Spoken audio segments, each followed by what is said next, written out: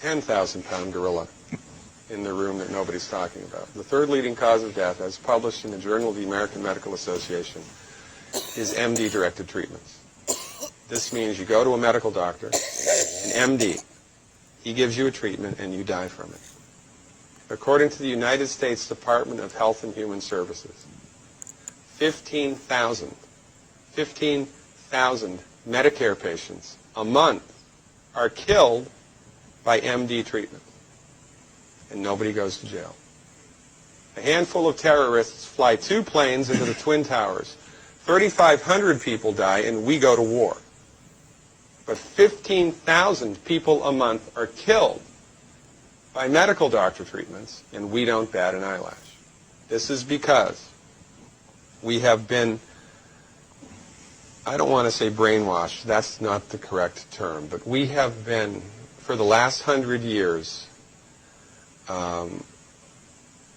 kind of led into this false belief. You know, I think it was Marcus Welby that started it, that the medical doctor is king and knows everything about everything. And really, you need to just shut up and follow your medical doctor's advice. Most people in the United States have no idea at all of the history of the evolution of medicine in the United States. In the early 1900s, it was a relatively level playing field between the chiropractors, the osteopaths, the homeopaths, and the MDs. In 1915, 1920, there was something called the Flexner Report. The Carnegie Corporation funded this man named Abraham Flexner. He went all around the country, and he went on stagecoach and train and horseback. This was before the interstate highway system, right? It took Flexner 5 years to do this. He went all around the country and did an inventory of all of the medical schools that prescribed drugs. He brought the list back to the Carnegies, who own drug companies, and then the Carnegies and the Rockefellers gave millions of dollars of free money to the medical schools and hospitals in the United States that were prescribing drugs. That was the beginning of the end. After the Flexner Report, there was no more level playing field in the United States. And the MDs started a juggernaut that's taken off. Most people in the United States think that the predominant medicine here, MD-directed pharmaceutical medicine, we think that those guys are top dog because their therapeutics are better than the homeopaths or the naturopaths or the chiropractors. It's not.